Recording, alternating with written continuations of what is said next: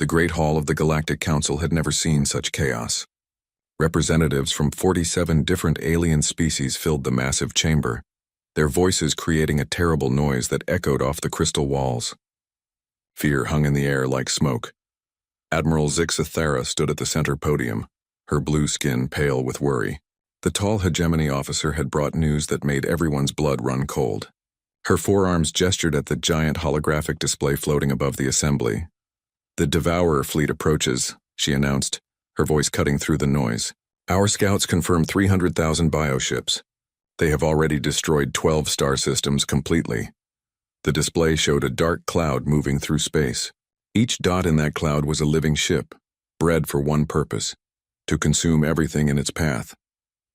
The Devourers had appeared from beyond the galaxy's edge 50 years ago. No one knew where they came from.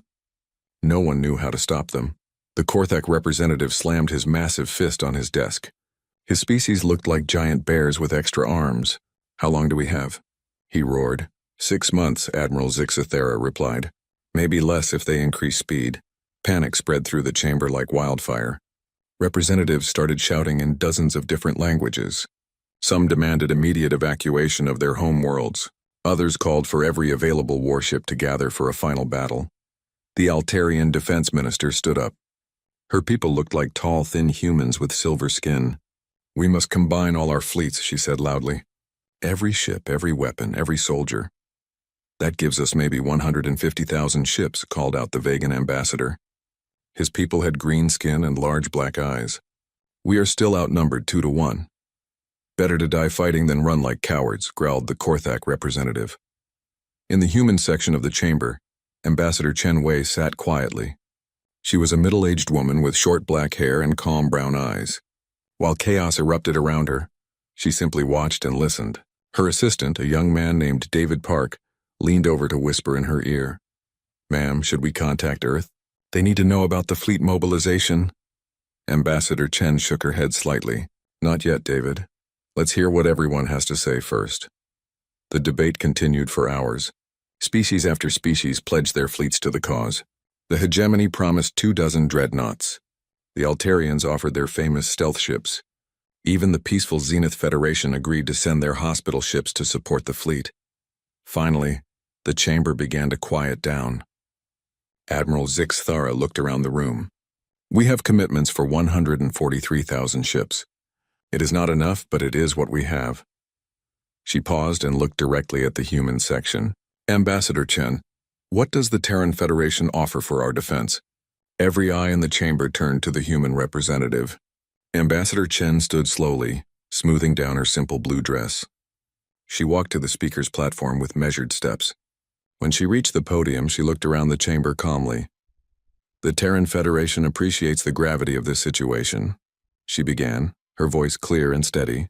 "We understand the threat the Devourers pose to all civilized life in the galaxy." Murmurs of approval rippled through the chamber. Finally, humanity would show its true strength. Everyone knew humans were good fighters. Their ships were tough and their soldiers were brave. Many expected them to offer at least 10,000 vessels. Therefore, Ambassador Chen continued, the Terran Federation will contribute to the defense effort. The chamber fell completely silent. Everyone waited to hear the numbers. "We are dispatching 1 ship." For a moment, no one moved. No one spoke. The silence stretched on until it became uncomfortable. Then slowly the chamber erupted. "1 ship?" The Korthak representative's voice boomed over the noise. "1 single ship against 300,000?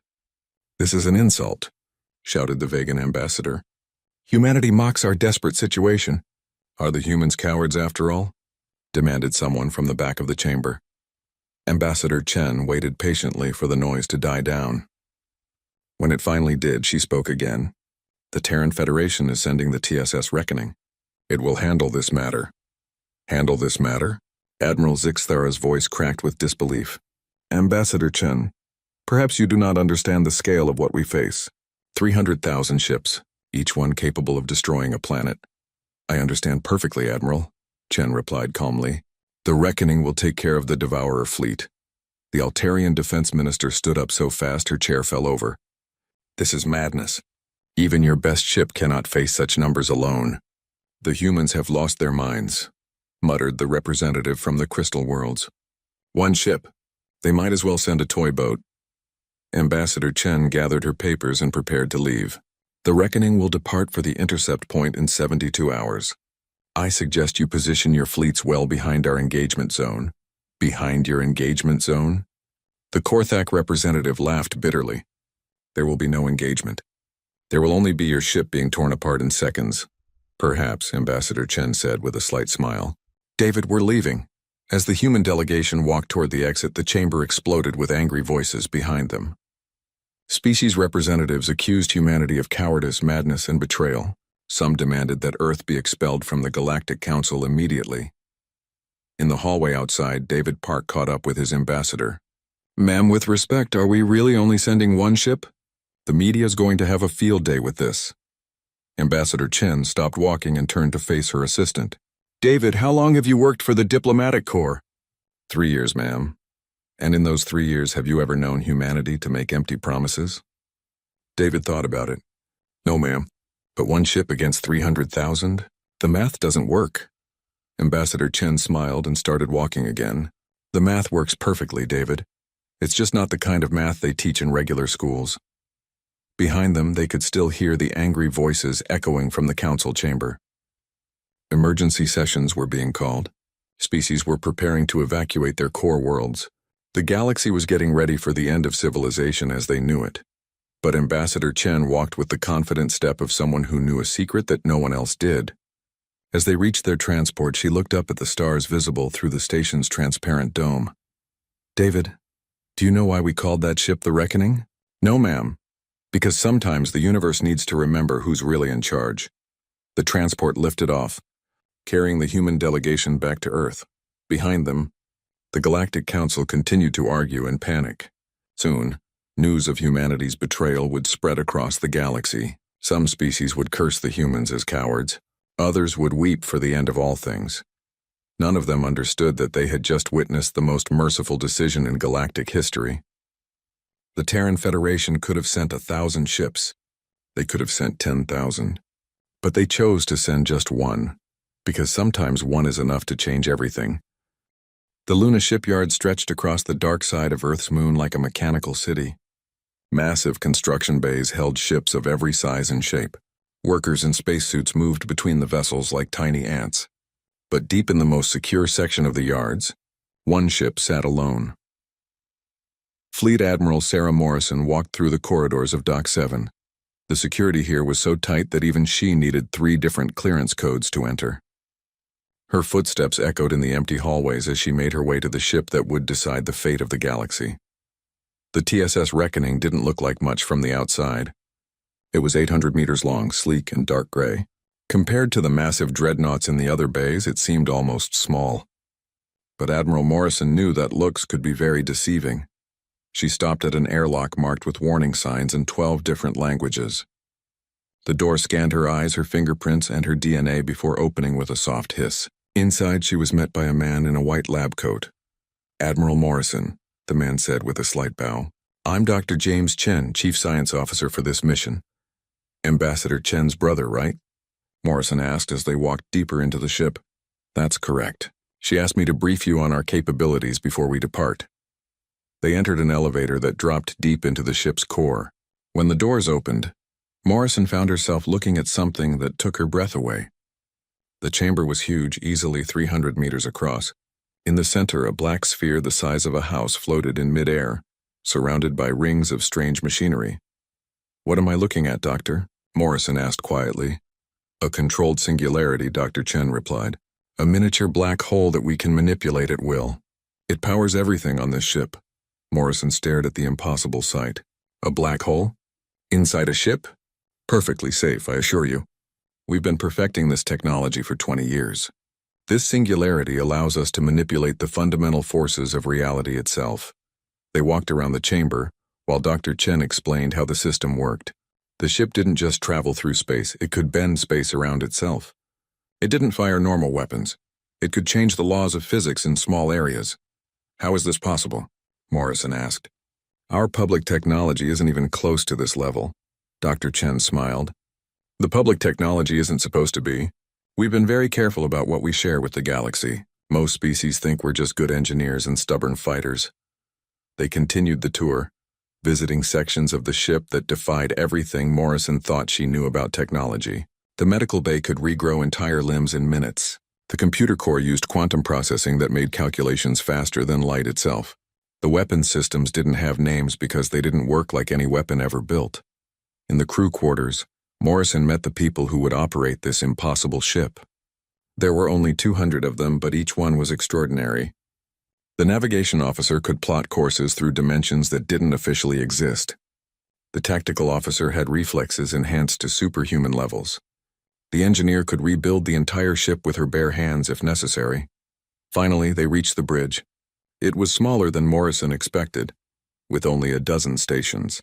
At the center sat the captain's chair, and in that chair sat a woman Morrison recognized from her service record. Captain Elena Vasquez, Morrison said. I've read about your career. 30 years of service, never lost a battle. Captain Vasquez stood and saluted. She was a tall woman with graying hair and bright green eyes. Admiral Morrison. I've been waiting for this mission my entire life.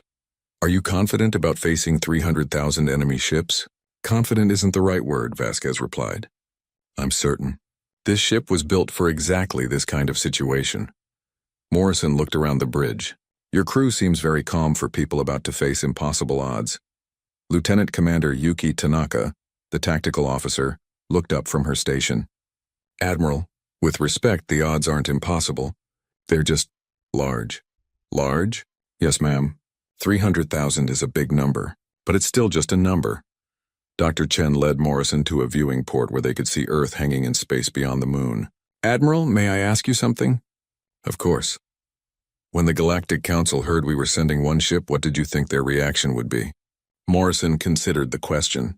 Fear, anger, they think we've abandoned them. And what do you think they'll feel when this is over? Morrison looked back at the incredible ship around her, the floating black hole, the impossible technology, the crew that spoke about changing reality like other people talked about changing clothes. I think they'll feel very small. That's not our intention, Dr. Chen said quickly. We don't want to make anyone feel small. We just want to solve the problem. By sending one ship against an army, by sending the right ship against an army. News of humanity's decision was spreading across the galaxy. On Hegemony Prime, Admiral Zix Thera watched the reports with growing anger. On Altair 7, government officials began evacuation plans for their core worlds. On New Korthak, the bear-like aliens roared their fury at human cowardice. But on Earth, things were strangely calm. The news media reported the facts without panic. Citizens went about their daily lives as if nothing was happening. Children still went to school. People still went to work. It was as if the entire planet knew something that the rest of the galaxy didn't. Back on the Reckoning, Captain Vasquez stood on her bridge reviewing final preparations. Dr. Chen, how long until we're ready to depart? All systems are green, Captain. We can leave any time. What about the crew? Any last-minute requests for leave? Actually, Captain, we've had the opposite problem. 3 other ships have volunteered their entire crews to join this mission. Vasquez smiled. Tell them we appreciate the offer, but 200 is all we need. Yes, ma'am. They said they understood. Admiral Morrison prepared to return to Earth to brief the military command. Before she left, she turned to Captain Vasquez one more time. Captain, are you really certain about this? Once you leave, there's no backup coming, no reinforcements, no rescue. Admiral, Vasquez replied, humanity has been preparing for this moment since we first left our solar system. We've spent decades building this ship and training this crew. We've run every simulation, calculated every variable, prepared for every possibility. And if something goes wrong, then we improvise. It's what humans do best. The Reckoning began its departure preparations. Across the galaxy, other species scrambled to prepare their fleets for a hopeless last stand. They expected to die fighting, but at least they would die with honor. None of them knew that the war was already over. The Devourers just hadn't figured it out yet. As the strange human ship powered up its impossible engines, reality itself seemed to hold its breath. The universe was about to be reminded of a very important lesson. Never underestimate the species that learned to split atoms just to see what would happen. The Devourer swarm moved through space like a living nightmare. 300,000 bioships stretched across several light years. their organic hulls pulsing with bioluminescent patterns. Each ship was alive, bred in the spawning pools of their home fleet. They had no names, only purposes: consume, destroy, multiply. At the center of the swarm, the largest bioship housed the swarm mind called Omega Prime. It was not a single creature, but a collective consciousness made up of millions of smaller organisms. When it thought, entire ships shifted course. When it felt hunger, worlds burned. The swarm had been traveling for months now, following the scent of rich feeding grounds. The species ahead had technology, cities, billions of lives ready for harvesting. Omega Prime could already taste their fear through the quantum echoes in space. The bioships were magnificent in their terrible beauty. Each one was shaped like a massive sea creature, with flowing fins that could catch solar winds and tentacles that could tear apart starships. Their weapons were not built but grown. Bioplasma cannons that fired living acid, neural disruptors that could drive entire crews insane, and boarding pods filled with warrior forms that knew only hunger. Omega Prime felt satisfaction as it reviewed the feeding patterns ahead. 12 star systems had already been consumed completely. Trillions of beings had become fuel for the swarm's growth. Soon, the core worlds of the Galactic Council would join them. The collective consciousness was ancient beyond measure. It had consumed thousands of galaxies, leaving only empty space behind. This galaxy showed promise. So many different species, so much variety in the feeding. The swarm mind particularly enjoyed the emotional flavors that came from species that fought back. Suddenly, something changed. The quantum sensors built into the swarm's nervous system detected an anomaly. A single object had appeared at the edge of the system ahead. Omega Prime focused its attention on the readings. One ship, alone. No escort, no fleet, no support of any kind. The bioship sensors analyzed its composition: metal and ceramic, primitive fusion drives, energy readings that barely registered on their scales. For a moment, the swarm mind considered ignoring it entirely. What threat could one tiny vessel pose? But something about the ship's behavior was strange. It wasn't running away. It wasn't calling for help. It was just waiting. The collective consciousness rippled with something like amusement. Perhaps this was some kind of religious sacrifice. Many species had tried to appease the swarm with offerings before being consumed. It never worked, but it was sometimes entertaining. Omega Prime decided to investigate. It peeled off a small scouting force, only 1,000 bioships. More than enough to deal with whatever meaningless gesture this represented. The scouts would analyze the vessel, consume its crew, and return with information about the defensive capabilities of this system. The 1,000 bioships moved forward like a school of predatory fish. Their bioplasma weapons began charging, bathing their hulls in an eerie green glow. Hunter forms stirred in their bellies, eager for fresh meat. On the bridge of the TSS Reckoning, Captain Elena Vasquez watched the approaching force with calm interest.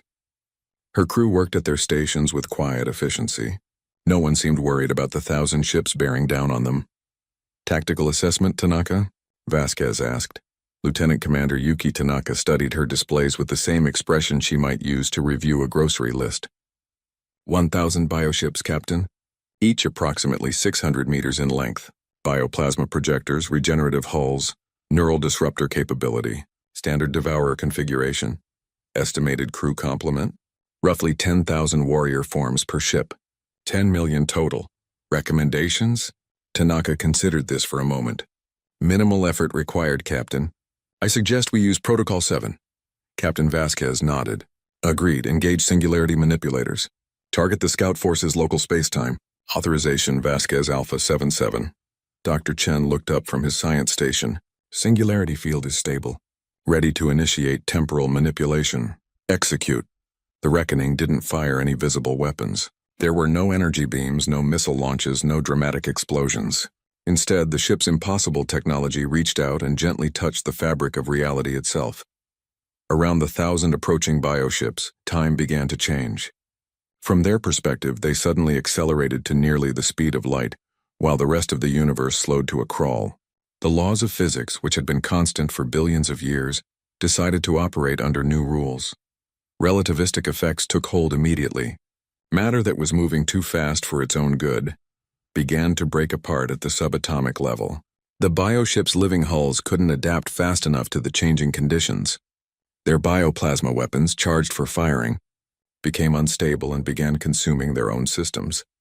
In less than 30 seconds, 1,000 ships and 10 million warrior forms were reduced to scattered atoms drifting in space. There was no explosion, no debris field, no evidence that they had ever existed at all. The main swarm stopped advancing. Omega Prime stared at the empty space where its scouts had been. The collective consciousness struggled to process what it had witnessed. One moment, 1,000 bioships had been advancing on their target. The next moment, they were gone. The swarm mind replayed the sensor data again and again.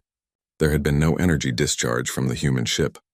No weapon signatures, no indication of any technology that the swarm recognized. The scouts had simply ceased. For the first time in millions of years, Omega Prime felt something it had no word for.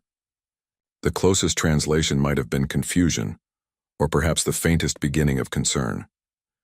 The collective consciousness reached out with its quantum senses, probing the space around the human vessel. Everything seemed normal. Space flowed as it should. Time moved at its proper rate. The laws of physics operated exactly as they were supposed to, but something had just killed 1,000 bioships without leaving a trace. On the reckoning, Captain Vasquez reviewed the tactical display. Clean sweep. No survivors, no debris. Time to send a message to the main force. What kind of message, Captain? Asked her communications officer. The kind that makes them think twice about what they're dealing with. Lieutenant Commander Tanaka looked thoughtful. Captain, the main swarm is holding position. They're analyzing what just happened. Let them analyze. Dr. Chen, how are our singularity levels? Barely touched, Captain. That operation used less than 1% of our capacity. Good. I have a feeling we're going to need the rest. The reckoning continued to wait patiently in the empty space between stars. Behind it, light years away, the combined fleets of the Galactic Council prepared for a hopeless battle. Ahead of it, the largest invasion force in galactic history tried to understand what had just happened to their scouts. And in the space between them, a single human ship hummed quietly to itself, its impossible engines spinning up for the real fight to come. Omega Prime slowly began to realize that this galaxy might be different from all the others they had consumed. For the first time in eons, the swarm mind began to consider the possibility that they might have finally found something they couldn't eat. The thought should have been frightening. Instead, the collective consciousness found itself oddly excited. It had been so long since they had faced a real challenge. Time to see what these humans were really made of. Omega Prime had devoured galaxies for millions of years. It had consumed species that could bend gravity, creatures that lived in the hearts of stars, and civilizations that had mastered death itself. But it had never encountered anything like what just happened to its scouts. The swarm mind pulsed with frustration as it analyzed the empty space where 1,000 bioships had vanished. The quantum echoes told an impossible story. One moment, the ships existed. The next, they didn't. Not destroyed, not vaporized, simply edited out of reality as if they had never been there at all. The collective consciousness made a decision. If this single human vessel represented some new form of technology, then the swarm would adapt and overcome it. Evolution was what the devourers did best. Every species they had consumed had made them stronger, smarter, more dangerous. Omega Prime selected 50,000 bioships from the main swarm. This was no scouting force. This was a full assault formation capable of cracking open planetary defenses. If the humans had some kind of superweapon, overwhelming numbers would defeat it. The 50,000 ships moved forward in a complex pattern designed to minimize losses from area effect weapons. They spread out across thousands of kilometers, approached from multiple angles, and charged their bioplasma cannons to maximum power. Each ship carried enough firepower to glass a continent. On the bridge of the reckoning, Captain Vasquez watched the massive force approaching with the same calm expression she had worn during the first attack. Her crew worked quietly at their stations, making small adjustments and running final system checks. "Impressive," commented Dr. Chen from his science station. "They're learning. Look at that formation. Multiple attack vectors, overlapping fields of fire, redundant targeting systems." Lieutenant Commander Tanaka nodded approvingly. "They assume we're using conventional physics. Energy weapons, kinetic projectiles, maybe some kind of exotic matter bomb. They're trying to spread out so we can't get them all at once." But we're not using conventional physics, observed the navigation officer. No, Captain Vasquez agreed. We're not. Tanaka, recommendations. The tactical officer studied her displays carefully. They're being more careful this time. Still thinking in 3 dimensions, though. I suggest Protocol 12. Protocol 12, Vasquez repeated thoughtfully. That might be too much of an escalation. Captain, Dr. Chen interjected, remember what Admiral Morrison said. We're not just fighting a battle here. We're teaching a lesson. Vasquez considered this. A lesson about what? About why humans only sent one ship. The captain made her decision. Very well. Protocol 12 it is. Dr. Chen, prepare the reality manipulation drives. Authorization Vasquez Omega 1212. Aye, Captain. Targeting local space-time geometry around the attacking force. The reckoning began to work its impossible magic again. But this time, instead of manipulating time, it began editing space itself. The ship's singularity drive reached out with fingers of controlled gravity and began rewriting the basic laws of physics in a carefully defined area. The 50,000 bioships suddenly found themselves in a region where reality operated under different rules. Gravity began flowing upward instead of toward mass. Electromagnetic radiation decided to travel in spirals rather than straight lines. The strong nuclear force that held atoms together became weak and unreliable. The bioships tried to adapt, but you cannot evolve to survive in a universe where the laws of physics are actively working against your existence. Their bioplasma weapons fired energy that immediately began moving in directions that had no names. Their living hulls tried to regenerate, but the chemical bonds that held their molecules together kept changing properties. Warrior forms inside the ships began to experience existence in ways that no biological creature was designed to handle. Some found their mass becoming negative. Others discovered that their electrons had decided to orbit atomic nuclei backwards. A few unlucky ones simply ceased to make sense on a fundamental level. Within minutes, 50,000 bioships had been reduced to exotic particles that shouldn't exist according to any known science. They didn't explode or burn or melt. They just stopped being possible. The main swarm pulled back to the edge of the system. Omega Prime experienced something that it had not felt in millions of years. Fear. Not concern or confusion, but actual primitive terror. The collective consciousness recoiled from the empty space where 51,000 bioships had simply ceased to exist. The swarm mind tried to understand what it had witnessed. The human ship hadn't used weapons in any recognizable sense. It had used something far worse. It had changed the rules of existence itself. How do you fight an enemy that can edit reality? Across the galaxy, deep-range sensors detected the impossible. A single human ship had eliminated 51,000 devourer vessels without taking any damage. Emergency communications flooded subspace networks as species struggled to comprehend what they were seeing. On Hegemony Prime, Admiral Zixthera stared at her tactical displays in disbelief. Run those calculations again, she ordered her staff. Ma'am, we've run them 12 times.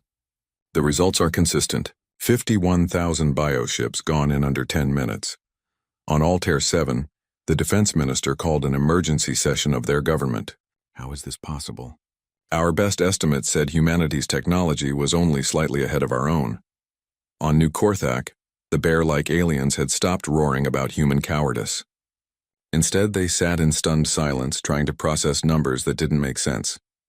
Back on the reckoning, Captain Vasquez reviewed the tactical situation with her senior staff. The main devourer swarm had withdrawn to the edge of the system and appeared to be regrouping. They're learning faster than expected, noted Dr. Chen.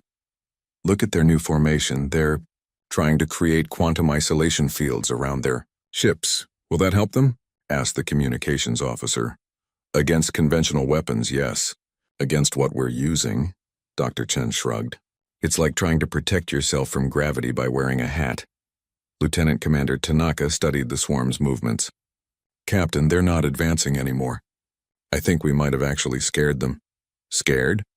Vasquez looked surprised. These are devourers. They don't get scared.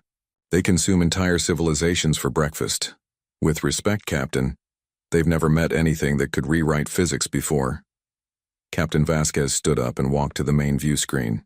In the distance, she could see the faint glow of the devourer swarm, 300,000 bioships that had terrorized the galaxy for decades.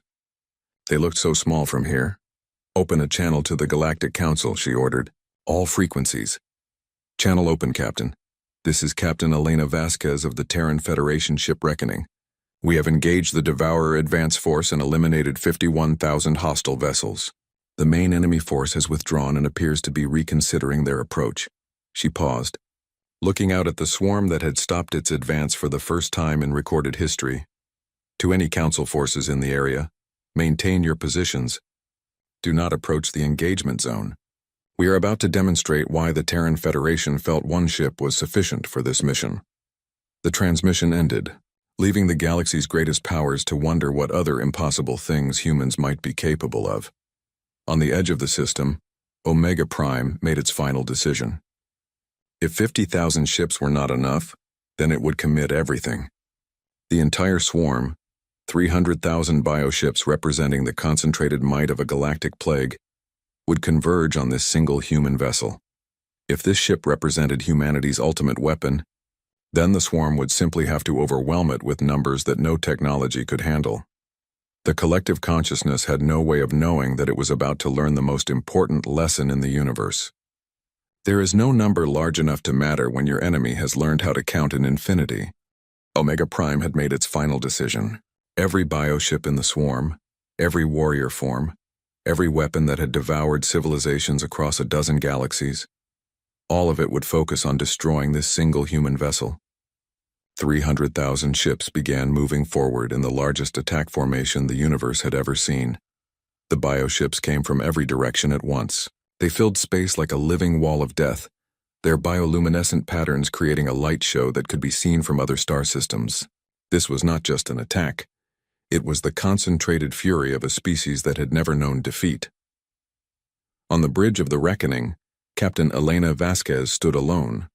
She had dismissed her crew to the ship's protected core sections. If something went wrong with what she was about to do, she wanted to be the only one at risk. The captain looked out at the approaching swarm and felt a strange sense of peace. 30 years of training had led to this moment. Every simulation, every exercise, every test had been preparation for facing the impossible and making it look easy. Computer, open a channel to the Galactic Council. All frequencies, all networks, maximum broadcast power. Channel open, Captain. Vasquez took a deep breath and spoke into the comm system. Her voice would reach every corner of the galaxy, every species, every world that was watching and waiting for the end. This is Captain Elena Vasquez of the Terran Federation ship Reckoning. You asked why we sent one ship. She paused, watching the wall of bioships growing larger. Because one ship is all we need. Her hand moved to a control panel that no other ship in the galaxy possessed. Computer, initiate Protocol 1. Full authorization Vasquez Prime 1 Alpha. Protocol 1 confirmed, Captain. Are you certain? This will affect local spacetime on a massive scale. Execute Protocol 1. The Reckoning stopped pretending to be a normal ship. The vessel's singularity drive spun up to maximum power, drawing energy from the controlled black hole at its heart. But instead of manipulating time or space in small areas, the ship began editing the fundamental constants of the universe itself. Reality hiccuped. The speed of light changed. Not everywhere, just in a carefully controlled sphere around the Devourer swarm. The strong nuclear force that held atoms together became weaker. Quantum mechanics began operating under rules that had never existed before. The 300,000 bioships didn't just die. The very concept of their existence became impossible. The universe looked at them and decided they were a mistake that needed correcting. Matter forgot how to hold together in the patterns that had formed them. Energy refused to flow in ways that supported their life functions. Space itself rejected their presence like an immune system attacking a virus. The Devourer collective consciousness, Omega Prime, experienced something beyond fear or pain. It felt the universe itself turning against its existence. For millions of years it had consumed and destroyed, always growing stronger. Now it was being unmade by forces it couldn't understand or fight. In less than 1 hour, 300,000 bioships and the entire Devourer civilization simply stopped existing. Not destroyed, not killed. Edited out of reality like a cosmic typo being corrected. The Reckoning sat alone in empty space, completely undamaged. Captain Vasquez opened the communication channel again. Threat neutralized. The Devourer swarm has been eliminated. The Terran Federation remains committed to the Galactic Council's peace and prosperity. She paused, looking out at the empty space where the greatest invasion force in galactic history had existed moments before. Reckoning returning to base. Across the galaxy, 47 species sat in stunned silence. Deep space sensors confirmed the impossible. 300,000 bioships had vanished from existence. Not destroyed by explosions or energy weapons, but simply gone. On Hegemony Prime, Admiral Zixathera stared at her displays with wide eyes. "How?" she whispered. "How is this possible?" Her science officer, a young lieutenant with blue skin even paler than usual, looked up from his console. "Admiral, according to our sensors, the humans didn't destroy the swarm, they deleted it." "Deleted?" "Yes, ma'am. The bioships didn't explode or break apart. They just stopped being real." On Altair 7, the defense minister called her chief scientist. "Dr. Corrin, I need an explanation. What kind of weapon can eliminate 300,000 ships without leaving debris?" "Minister," the scientist replied carefully, "I don't think it was a weapon in any sense we understand. Our analysis suggests the humans somehow changed the basic laws of physics in that region of space." "Changed physics? That's impossible." "Yes, ma'am. That's what makes it so terrifying." On New Korthak, the bear-like aliens had stopped talking entirely. They simply sat in their council chambers, staring at the reports and trying to understand what it meant to share a galaxy with beings who could rewrite reality. The news spread like wildfire. Humanity had faced the greatest threat in galactic history and eliminated it with a single ship. Not through overwhelming firepower or superior numbers, but through technology that seemed like magic. Emergency sessions were called on every world. Military leaders tried to update their threat assessments, but found themselves unable to categorize a species that could edit the universe itself. Diplomats scrambled to revise their approaches to human negotiations. Some species spoke of surrender, others of alliance. A few suggested worship. On Earth, the news was received with quiet satisfaction. Citizens nodded approvingly and went back to their daily lives. Children continued going to school. Workers reported to their jobs. And life proceeded exactly as it had before. Because Earth had always known what the rest of the galaxy was just learning, humanity didn't build weapons to destroy their enemies. They built tools to solve problems. The Devourer swarm had been a problem. Now it wasn't. The TSS Reckoning began its journey home, its impossible engines folding space around it like origami. In the ship's core, the controlled singularity hummed quietly, satisfied with another job well done. Captain Vasquez walked through the corridors, checking on her crew. They were already back at their stations, running system diagnostics and preparing reports. No one seemed particularly excited about what they had just accomplished. "Captain," called Lieutenant Commander Tanaka as Vasquez entered the bridge. "We're receiving congratulatory messages from across the galaxy. Thousands of them." "Acknowledge them politely," Vasquez replied. "Standard diplomatic responses." "Yes, ma'am." "Captain, if I may ask, was that really Protocol 1? I thought Protocol 1 was theoretical." Vasquez smiled. "Everything is theoretical until you try it, Tanaka. Besides, we couldn't very well call it the thing that deletes problems from existence protocol." Dr. Chen looked up from his science station. "Captain, initial reports suggest the galaxy is having some difficulty processing what just happened." "They'll adapt," Vasquez said confidently. "They always do." As the Reckoning traveled home through folded space, the galaxy slowly came to terms with a new reality. Humanity had revealed itself to be something far beyond what anyone had imagined. Not just advanced, not just powerful, but capable of things that redefined what was possible. The question that echoed across 47 worlds was no longer, why did the humans send just one ship? Now everyone wanted to know what else can they do? And on Earth, humanity smiled quietly and kept that secret to themselves. After all, it was always better to be underestimated. Some lessons were worth teaching only once.